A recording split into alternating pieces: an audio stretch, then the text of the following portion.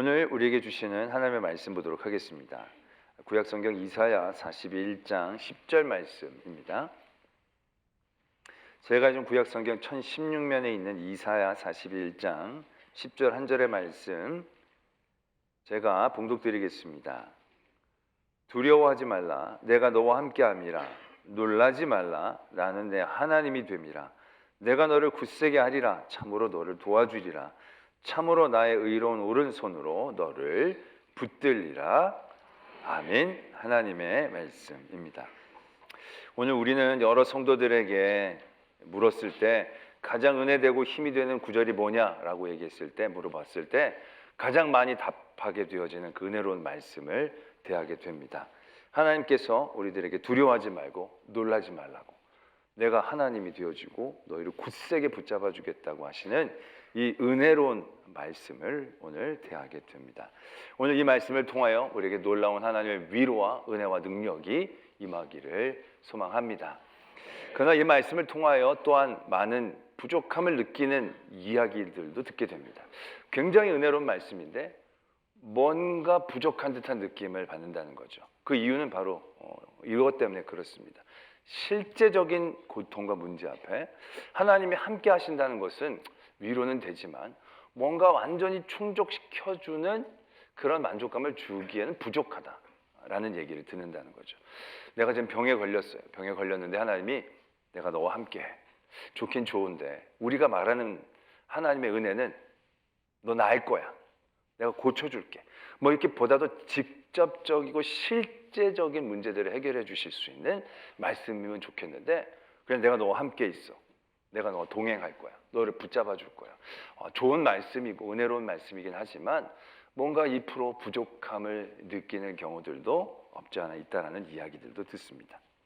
그러나 오늘 하나님께서 그러한 문제, 지금 이 말씀을 듣는 그들 또한 실제적인 문제가 없었던 건 아닐 겁니다. 근데 그들에게 하나님께서 이렇게 말씀해 주시는 그 하나님의 은혜를 오늘 우리는 발견하고 붙잡을 수 있어야 한다는 것입니다. 오늘 말씀은 이사야서의 말씀인데 이사야서의 말씀 가운데서도 이스라엘이 이제 포로로 나라가 망하고 포로로 끌려가고 난 다음에 다시금 그들이 회복되어질 것이다 라고 하시는 예언의 말씀 가운데 이 말씀이 지금 적혀지고 있습니다.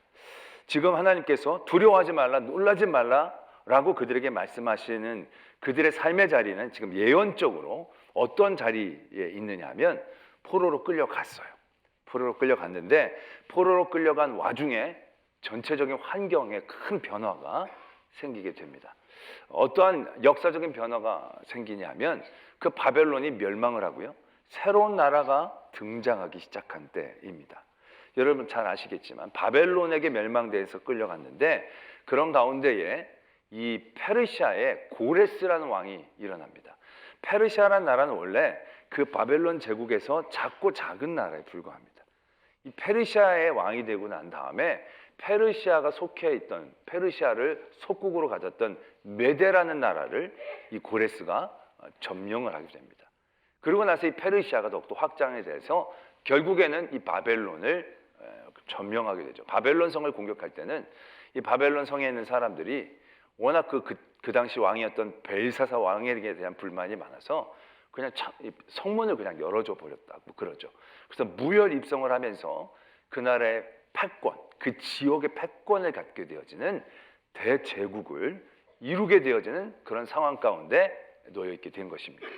그런 가운데에 포로로 끌려왔던 이스라엘 민족이 대하는 직접적인 두려움은 어떤 두려움이었겠습니까? 하나님이 너를 버렸어. 하나님이 너를 떠났어. 이런 문제가 아닌 겁니다. 이미 그런 문제들은 바벨론에 끌려올 때부터 그들에게는 이미 늘 질문되어졌고 속으로 해결되었던 그런 문제였을 것입니다. 그들에게는 실제적인 문제는 바로 어떤 두려움이었느냐 하면 이제 새로운 제국, 페르시아는 우리를 어떻게 대할까? 바벨론이 점점 길어가는 것을 보면서 이제 우리에게도 기회가 생기지 않을까 기대했었는데 이거 웬걸요? 더 강력한 페르시아라는 제국이 그 지역을 완전히 장악하게 되는 거예요. 그들에게 가졌던 일말의 희망이 완전히 사라지게 된 거죠. 우리는 이제 언제 돌아가게 되는 것일까?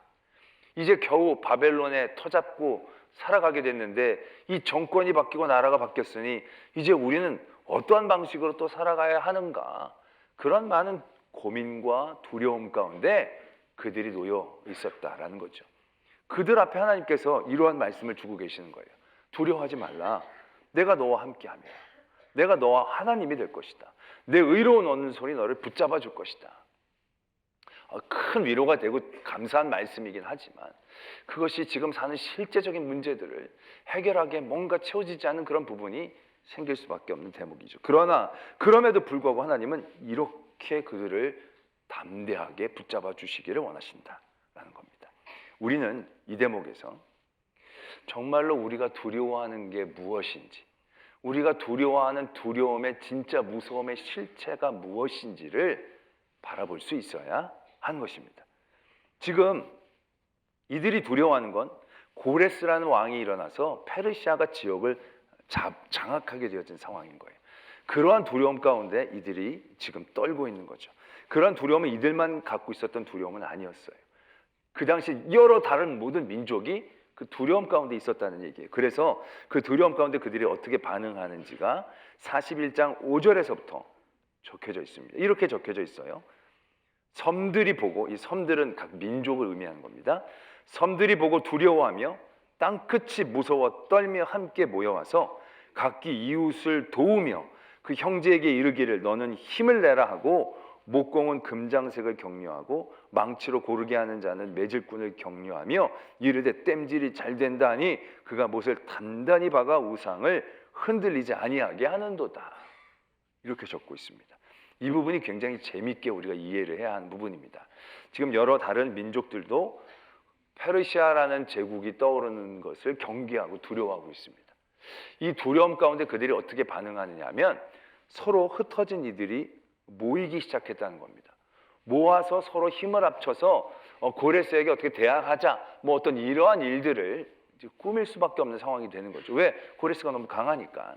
근데 그 다음에 그들이 어떤 행동을 행하느냐 하면 목공은 금장색을 격려하며 망치로 고르게 하는 자는 땜질꾼을 격려하며 땜질이 잘 된다, 못 바르게 박아라, 이렇게 얘기하며 우상을 만들고 있다라는 것입니다. 저희는 이 대목에서 그들이 두려워하는 그 두려움의 가장 무서운 실체를 봐야 한다는 겁니다. 그들은 지금 고레스가 등장해서 고레스를 두려워해서 이렇게 모으고 우상을 만든다라고 생각하고 있지만 정말로 고레스가 두려워서 고레스의 두려움에 대하여 그들이 반응하기 시작했다라고 한다면 그들은 모여서 작전을 짜고 무기를 만들고 활을 만들고 칼을 만들어야 하는 것입니다. 근데 그들이 지금 뭘 하는 겁니까? 모이긴 모였는데 모여서 뭐를 하냐면 그 다음에 우상을 만들기 시작했다는 거예요. 땜질하는 사람들이 야 오늘 땜질 기가 막히게 잘 되니까 너 못질만 잘하면 돼. 그래가지고 서로 한마음이 돼가지고 땜질 잘하고 금장색 잘해가지고 못질해가지고 우상을 든든히 세우고 있다라는 것입니다. 우상이 고레스랑 싸우는데 무슨 실제적인 도움이 되겠습니까? 근데 그들이 지금 우상을 만들고 있다는 겁니다. 지금 그들이 정말로 무서워하고 두려운 실체는 무엇이냐면 고레스가 아니라 고레스 앞에 쓴 자신들이 혼자 있다라는 사실이 두려운 겁니다. 그들이 홀로 있다라는 사실들이 고레스가 등장하면서 깨닫게 되어지는 거예요. 그러다 보니까 혼자 있기 싫어서 여기저기 힘을 모으기 시작합니다. 그래서 힘을 모아봐도 그들이 그 모인 게 영 부족해 보이는 거죠. 그러니까 그들이 만드는 게 무기가 아니에요. 우상을 만드는 거예요. 우상을 그들이 생산해내기 시작한다는 겁니다. 우상이 바로 뭐예요? 자기와 함께할 그 어떤 존재, 자기 앞에 서줄 그 어떤 존재를 그들은 무의식적으로 막 만들기 시작하는 거예요. 이게 무슨 필요가 있어요? 그 우상이 전쟁하고 고레스를 싸워 이기는데 어떤 역할을 감당하겠어요? 근데 그들은 지금 맹목적으로 그들의 두려움을 이기기 위해서 그들과 함께할 어떤 존재들을 만드는데 집중하고 있다는 거예요. 우리들의 무서움, 우리들의 두려움 가운데 그 두려움의 가장 큰 핵심은 두려움을 주는 대상이 아닐 때가 대부분이에요. 대상은 어떤 사람은 두려워하고 어떤 사람은 두려워하지 않을 수 있는 대상이에요. 근데 그 대상을 향하여 두려움을 느끼게 되는 건 대상이 강하고 대상이 압도적이기 때문이 아니라 대상 앞에 서 있는 내가 혼자라는 생각이기 때문에 두려워지는 거예요. 그게 진짜 무서운 거예요. 대상이 강하지만 내가 강하다고 생각하면 두려워지질 않아요. 근데 대상 앞에 내가 혼자 있고 홀로 있고 무기력해 보인 그 상황이 정말로 무서운 상황인 거고, 그 무서움이, 내가 혼자 있다는 무서움이 두려움으로 만들어 내게 된다는 겁니다. 여러분, 홀로 있다는 것이 얼마나 무서운 상황인지를 우리가 분명히 아셔야 된다는 겁니다. 이걸 신학적으로 표현하면 이렇게 표현할 수 있습니다. 내 삶에 내가 주인이 되는 상황이 얼마나 무서운 상황인지를 깨달아야 한다라는 것입니다. 보다도 우리가 분명하게 이해하기 위해서 이렇게 표현을 해야 합니다. 내 삶에 내가 주인 되어진다는 것, 굉장히 자유롭고 굉장히 당당하게 살 수 있고 내 마음대로 살 수 있는, 어떻게 보면 복되고 은혜로운 그러한 상황이 아닌가? 우린 다 내 삶에 내가 주인이 되기를 원하는 그런 마음들을 갖고 있지 않은가? 라고 생각하고 있지만, 여러분, 여러분들의 삶에 여러분들이 홀로 주인이 되어진다? 이건 이제 여러분들의 모든 삶의 자리를 홀로 해결해야 진다는 것을 의미하는 거예요. 모든 결정, 판단들, 모든 대항하여 싸우는 것들을 이제 여러분들이 행해야 한다는 상황을 말하는 거예요. 대단히 좋은 것 같지만요, 여러분, 이게 굉장히 무서운 상황 가운데 여러분들이 놓여 있다는 걸 아셔야 되는 거예요. 사울 왕이 아말렉과의 전쟁 이후에 그의 삶의 주인이 자신이 되어집니다.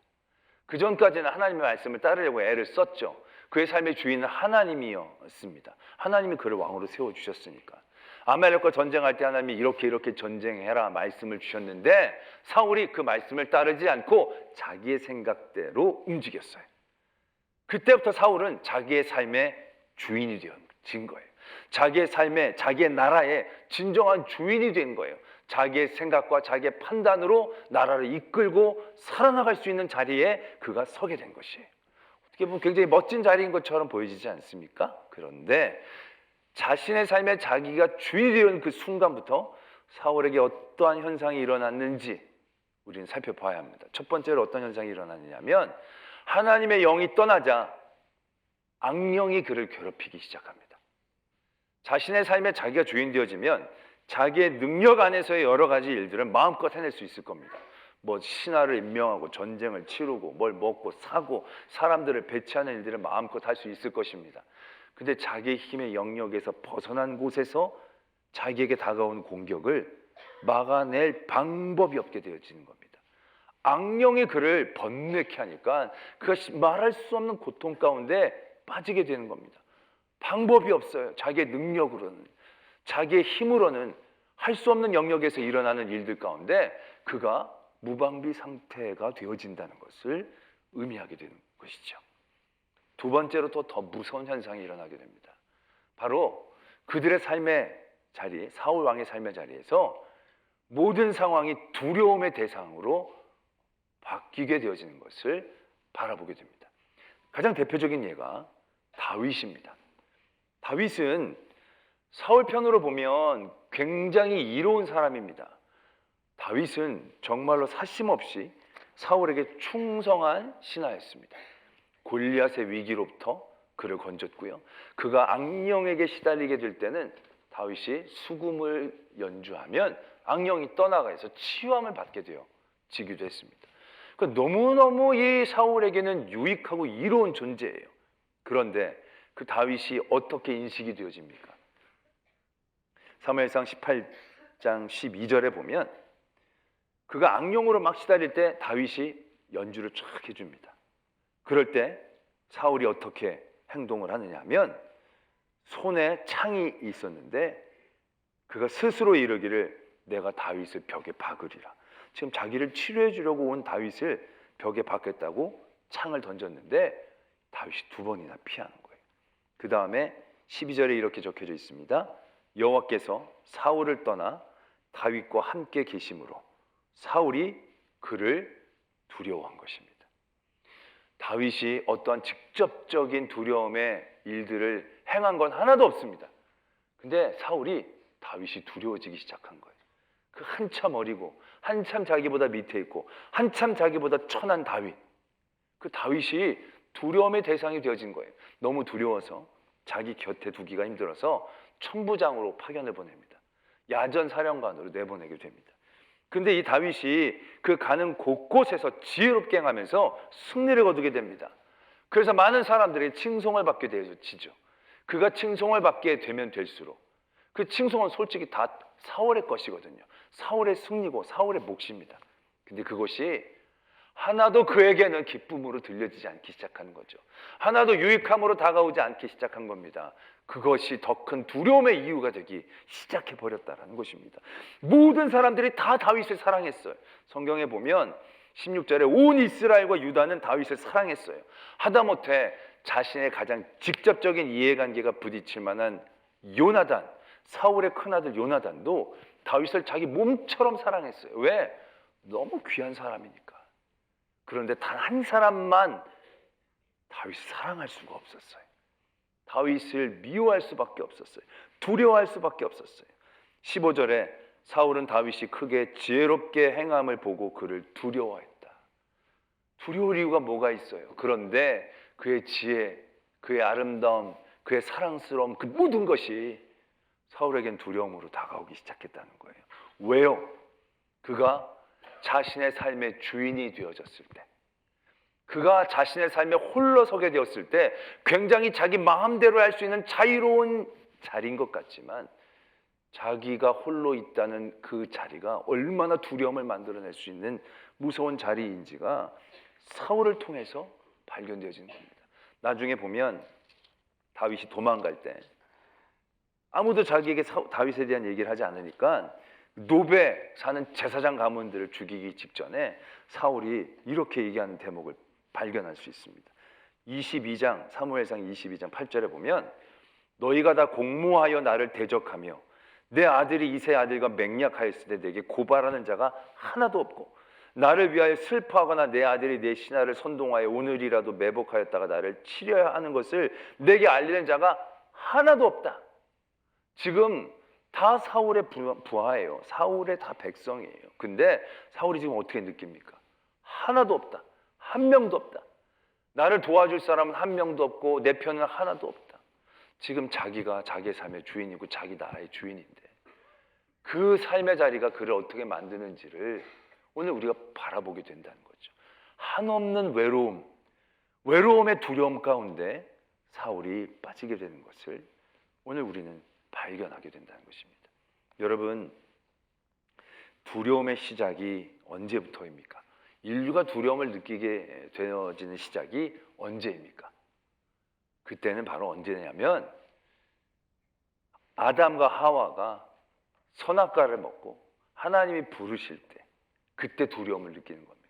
그 두려움의 시작은 무엇입니까? 하나님이 아담과 하와를 선악과 먹었으니까 이제 잡아다가 막 벌 주시려고 막 하는 그런 하나님의 진짜 무서움 때문에 그들이 두려움을 느낀 것입니까? 아니에요. 그들은 선악과를 먹음으로 인해서 그들의 삶의 주인이 되고자 했어요. 하나님처럼 지혜롭게, 하나님처럼 그들도 스스로 판단하며 살기를 원하는 거예요. 하나님의 말씀대로, 하나님의 명령대로, 하나님이 지으신 에덴 동산에서 그냥 사는 것보다는 자신들이 하나님처럼 지혜롭고 하나님처럼 현명해서 하나님처럼 어떤 주권을 갖고 자신들의 삶을 살기를 원하는 그런 마음, 그런 마음으로 선악과를 먹었을 그때부터 그들은 눈이 밝아졌어요. 어떻게 보면 지혜가 어느 정도 생긴 거예요. 자기가 벌거벗은 것도 깨달을 정도의 어떤 지혜가 생긴 거예요. 그런데 그 지혜로운 자리에서 그들이 첫 번째로 느낀 감정은 행복이 아니었어요. 능력감이 아니었어요. 두려움이었다는 사실이에요.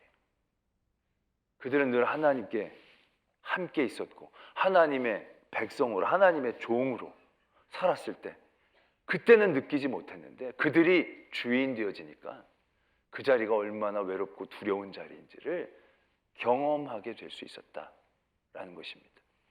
여러분들, 우리는 우리의 삶에 주인이 되어지는 삶이 승리하는 삶처럼 생각이 되어져요.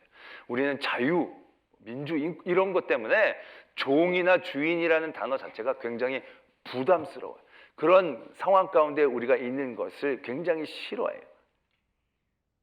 피하기를 원해요. 내 자유, 내 능력대로 우리가 있기를 원해요.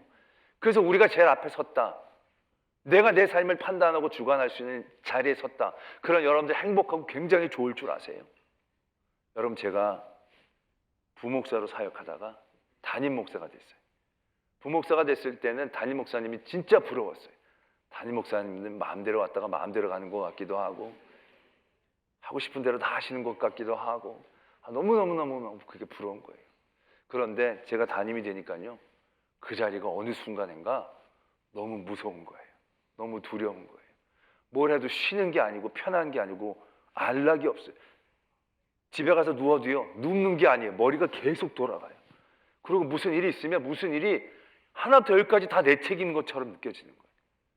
얼마나 무서운 자리인지 정말 끔찍한 기간들을 꽤 많이 경험했던 것 같아요. 여러분들도 어렸을 때 그런 생각 안 해요? 나도 빨리 어른이 돼야지. 아빠처럼 마음대로 뭐 삼고 마음대로 뭐 하고 막 그런 적 있었잖아요. 그래서 여러분들이 아빠가 되어지고 엄마가 되어지고 어른이 되어졌을 때 여러분들이 뭘 느꼈어요? 아, 내가 어른 돼서 내가 마음대로 내가 먹을 수 있다. 저는 어렸을 때 제 네일을 갖는 게 소원이었어요. 제 팬티가 따로 없었거든요. 이렇게 먼저 입는 사람이 임자였던 그런, 어렸을 때는 다 그렇잖아요. 그러니까는 빨리빨리 무슨 수련회 가기 전에는 빨리 좋은 팬티를 확보하고 하려고 애를 쓰고 막 그랬던. 내 소원이 내 팬티만 있었으면 좋겠다. 아무도 안 건드리는 내 거. 그리고 요즘은 네이가 다 제 거예요. 그런데 그걸 입는 행복이 느껴지느냐? 팬티 걱정하는 걱정이 낫지. 애들 팬티 사입을 걱정은 더 큰 걱정이고 두려움의 자리인 거예요. 내가 내 삶을 주장하고 내 삶을 결정하고 판단하는 자리에 선다는 것이 얼마나 두렵고 무서운 자리인지 깨달을 때가 한두 번이 아니라는 얘기죠. 사울은 그 자리에 자기가 서려고 했어요. 그리고 그 자리에 그가 섰어요. 그의 삶에, 그의 나라에 자신이 왕이 되고 주인이 됐어요. 그 다음부터 그에게 다가오는 건 만족이 아니었어요. 모든 것이 두려움이었고 모든 것이 걱정이었고 모든 것이 대적이었어요. 근데 반면에 다윗은 어떻습니까? 다윗은 나라의 왕이 되고 주변의 모든 세력들을 다 점령하고 가장 강력한 힘을 가진 한 사람이 되어졌지만 그가 그의 삶의 자리에서 늘 하는 고백이 있어요. 그 모든 시편에서 그가 어떠한 삶의 자리에 있든지 간에 그가 꼭 하는 고백이 있어요. 그게 바로 무엇이냐? 나의 주 나의 하나님. 하나님이 내 주인이 되어주신다는 거예요. 하나님의 종으로 내가 선다라는 거예요. 내가 가장 왕이었지만 나는 이 나라의 왕이 아닙니다. 이 나라의 왕은 하나님이시고 나는 하나님의 종입니다. 가장 근심과 걱정의 자리에 섰을 때에도 내 이 삶의 자리에서 나를 주관하는 건 나의 대적이 아니라 나의 주 나의 하나님, 그 하나님이 나의 주인이라는 고백들이 다윗에게서 있었다라는 거예요. 그러한 고백이 다윗에게 있어졌을 때 그 고백의 결정체가 무엇입니까? 시편 23편이에요. 여호와가 나의 목자이시니 내가 부족함이 없다는 거예요.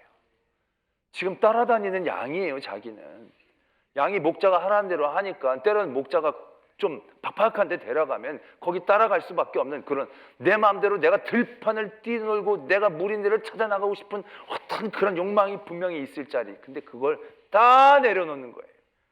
그리고 하나님이 나의 목자이시고 나는 그의 양이고 하나님은 나의 주인이시고 나의 종일 때 그 관계가 세상에서 제일 편한 관계라는 거예요. 제일 귀한 자리라는 거예요. 그게 뭐 내 실제적인 고통이 사라지는 문제를 얘기하는 건 아니에요. 여전히 음침한 골짜기도 있고 원수도 존재해요. 그런데 희한하게 하나님의 종이 되어지니까, 하나님이 내 주인이 되어주시니까 그 자리가 나에게 얼마나 놀라운 힘과 평안을 주는지를 그가 경험하고 고백하는 거예요. 대적이 없어지는 게 두려움을 이기는 길인 것 같죠. 문제가 사라지는 게 두려움을 이기는 그러한 자리인 것 같죠. 아니요, 문제는 사라지면 또 다른 문제가 계속해서 나를 기다리고 있을 뿐이에요. 그러나 그런 모든 구조적인 두려움의 자리에서 우리가 진정한 평안을 누릴 수 있는 그 자리가 바로 뭐냐? 바로 이 자리라는 거예요. 하나님을 나의 주인으로 섬기는 자리. 그렇게 고백될 때 부족한 게 없네? 이게 깨달아지게 되는 거예요. 오늘 하나님께서 지금 포로 생활에 끌려있는 이들에게, 이제 앞에 미래가 어떻게 될지 알지 못해 두려워하는 이들에게 너희는 이제 될 거야, 돌아갈 거야, 그 사람이 너희들을 선대할 거야, 뭐 구체적인 이런 얘기를 해주시는 게 아니에요. 그런 얘기 해주시면 이분들이 두려움이 사라질까요? 안 그래요. 안 그래요. 왜? 이 사람 너희들 선대할 거야. 그 말 듣고 나면 또 좀 안심이 되다가도 선대를 하는데 얼마만큼 선대를 할지 모르겠네. 우리가 생각하는 만큼 안 해주면 어떡하지? 난 이만큼 기대하는데 이 사람 이만큼 해주면 어떡하지? 그런 걱정과 근심이 또 엄습할 뿐이에요. 그다 넉넉히 해줄 거야. 그 넉넉히 해주는데 넉넉히 해줬더니 다른 사람들이 시기 질투해가지고 또 뺏어가려고 그러면 어떡하지? 걱정과 근심과 두려움의 이유들은요, 끊임없이 내가 그 문제를 홀로 해결하려고 할 때는 하나 해결하면 또 하나 계속 딸려올 수밖에 없는 거예요. 그런데 하나님께서 이 자리를 이렇게 얘기하시잖아요. 오늘 읽지는 않았지만 8절부터 그 은혜의 말씀이 시작돼 처음에 이렇게 시작합니다. 나의 종, 너 이스라엘아. 나의 종이라고 부르시는 거예요. 그 다음에는 내가 택한 야곱아. 그 다음에 나의 벗 아브라함의 자손아. 이렇게 부르시는 거예요. 하나님께서 우리의 주종관계에 대한 은혜를 우리가 분명히 깨닫기를 원하시는 거예요. 우리는요, 하나님이 함께 한다라고 생각하면서도 뭔가 채워지지 않는 아쉬움을 느낄 때가 있어요. 근데 그때 왜 그런지 아십니까? 우리는 하나님의 함께 하심을 너무 관계적으로만 이해하려고 그래요. 하나님 함께 하시는 거, 내 옆에 계시는 거, 나를 도와주시는 거. 근데 여러분, 하나님이 우리와 함께 하심은 관계적인 것을 뛰어넘어요. 조직적인 거예요, 조직적인 거. 단순히 그냥 옆에 같이 있고 쳐다봐주고 떠나지 않는 이 정도가 아니라 조직이에요. 하나님은 우리의 주인이 되어주시고 나는 그의 종이 되어지는 거예요. 하나님은 내 앞에 늘 계셔주시는 거예요. 하나님은 나의 모든 것들을 철저히 주관하시는 그 하나님으로 나와 함께 하시는 거예요. 이 조직에 대한 함께 하심에 대한 인식이 있어야 우리가 함께 하심이 어떠한 놀라운 은혜인지 능력인지를 깨닫게 되어지는 거예요. 우리가 막 기도하면서도 하나님 함께 하시면서 채워지지 않는 건 여전히 그 일을 내가 주관하려고 하니까 힘들어요. 우리에 꼭 붙여주세요. 안 붙으면 안 돼요. 붙어줄게. 그럼 붙여준다고 그래도 그 다음부터 편한 게 아니에요. 붙여주고 그 다음부터 내가 또 어떻게 해야 될지를 생각하면 근심 걱정이 드는 거예요.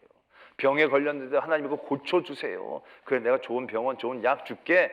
고쳐주고 나시면 그 다음 근심 걱정이 없는 게 아니죠. 또 내 삶을 내가 살아나가야 되니까 또 걱정되고 근심된 게 많아요. 그때 내가 주님의 종이 되어지면 완전히 구조가 달라지는 거예요. 내가 하는 게 아니니까 하나님이 해주시는 거니까 하나님이 하는 걸 보게 되는 것이지 내가 하려고 하게 되지 않을 때 내 안에는 질적인 다른 평안이 임하게 되어지는 거예요. 제가 아까도 말씀을 드렸지만 처음에 다 내가 하려고 했더니 내가 완전히 맨 앞에 제가 서 있잖아요. 뭐만 하면 사고 나면 다 책임자가 저예요. 뭐 사고 나면 내가 다 이렇게 막 다 이렇게 가는 거예요. 이게 어떡하지? 라고 생각했지만 구조를 바뀌니까 그것이 하나도 부담이 되질 않아요. 하나님이 하시고 하나님이 나를 보내시면 내가 갔다 오면 되는 거고 어디든지. 뭘 생각하시는 거예요 도대체? 하나님이 또 이 일들을 또 이루시면 내가 거기에 좀 아프면 걸로 하고 내가 미안하다고 하면 되지. 그냥 책임은 하나님이 주시고 하나님이 이루시는 분이시니까 그 하나님께 맡긴다라는 게 그냥 하나님 앞에 내가 맡기는 게 아니라 원래 하나님의 것인 거예요. 왜? 하나님은 주인이고 나는 종이고 나는 하나님이 시키시는 대로만 하니까. 그러면 얼마나 편한지 아세요? 여러분들이 바람 앞에 서봐요. 그것이 얼마나 두려워요. 산들바람이 불 때도 두려울 거예요. 이 바람이 바뀌면 어떡하나. 그러나 예수님 등 뒤에 서보세요. 예수님 뒤에 서보세요. 그 등이 얼마나 따뜻한지 얼마나 포근한지 또 얼마나 나로 행복하게 하는지 그 등 뒤에 우리가 서야 되는 거예요. 내가 하나님의 종으로 고백하고 인정하는 그 자리. 그 자리가 은혜의 자리인 거예요. 그래서 그 다음에 우리가 읽지는 않았지만 11절에 보면 이렇게 적혀져 있죠. 보라, 내게 노하던 자들이 수치와 욕을 당할 것이요 너와 다투는 자들이 아무것도 아닌 것 같이 될 것이며 멸망할 것이니라. 여기 보세요. 하라라고 적고 있지 않잖아요.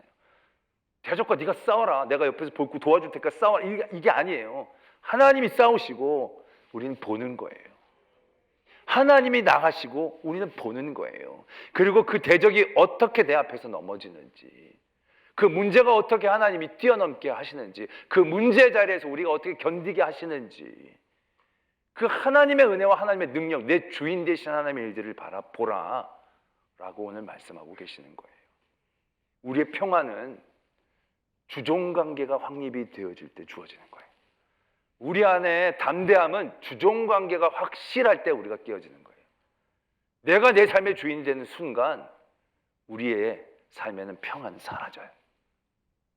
내 삶에 내가 주인이 되는 순간 우리의 삶에는 두려움만 남을 거예요. 그런데 내 삶에 하나님을 주인으로 고백할 때 우리는 놀라운 평안을 경험하게 될 겁니다. 세상에 헛된 주인을 섬기는 사람들이 얼마나 많아요. 헛된 주인인 줄 알면서도 그걸 맹목적으로 따라가요. 왜? 그게 편하니까. 이단 따라가는 사람들 보면 너무 안타깝잖아요. 근데 그들은 어떤 정도의 가스라이팅이 돼가지고 그 밑에서 하라는 대로 하는 게 오히려 편한 거예요. 여러분, 주는 밥 먹는 게 제일 편해요. 저는 이렇게 교회에서도 밥을 줄 때 그냥 위에서 주면 제일 편해요. 그냥 주는 대로 먹으면 되니까. 근데 교회에서 밥을 안 줘서 나가 사 먹을 때가 제일 고민이 돼요. 무엇을 먹을까, 무엇을 마실까. 이게 주는 대로 먹고 주는 대로 하는 게 제일 편해요. 부인이 하라는 대로 그냥 하세요. 내비게이션이 가라는 대로 그냥 가세요. 성경이 말씀을 하는 대로 그냥 하세요. 이거 하면 어떻게 돼? 이거 손에 이 길로가 막힐 것 같은데, 아니 하라는 대로 하면 되지 뭐 이렇게 고민이 많은지 모르겠어요. 맹목적으로 무식한 사람이 되라는 게 아니라 정말로 참 우리의 주인 되어 주시고 우리가 복되기를 원하시고 우리가 잘 되기를 원하시는 하나님 아버지를 주인으로 섬기는 그 종이 되어지는 이 평안하고 안락한 이 삶의 자리에서 하나님이 주시는 능력을 경험하는 저와 여러분들이 되어지기를 소망합니다. 기도하겠습니다. 오늘 말씀을 생각하며 함께 기도하겠습니다. 나는 내 삶의 주인이지 않았는지, 내가 내 삶을 다 행하려고 하지 않았는지, 그런 모든 삶의 자리에서 우리가 맞닥뜨린 건 두려움밖에 없었습니다. 잠시 누리는 자유 뒤에는 두려움입니다. 잠시 누리는 쾌락 뒤에는 말할 수 없이 깊은 절망입니다. 그 어리석은 자리에서 우리가 깨어나게 해주시옵소서. 오늘 하나님, 우리의 가장 두려움, 무서운 자리는 내 삶에 내가 주인이 되어진 그 자리입니다. 그래서 하나님은 이렇게 말씀하십니다. 두려워하지 말라. 내가 너의 하나님이다. 놀라지 말라. 내가 너의 주인이다. 그래서 너를 지킨다. 너와 함께한다. 너를 떠나지 않는다.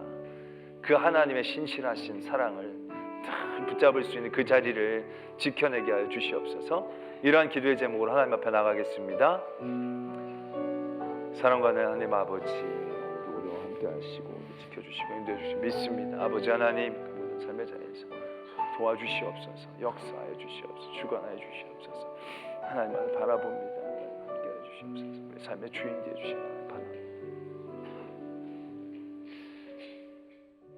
하나님이 나의 구주임을 고백하면서도 나는 내 삶의 주인이 되고자 했습니다. 그 삶의 자리 끝에 우리가 만나는 건 두려움이었습니다.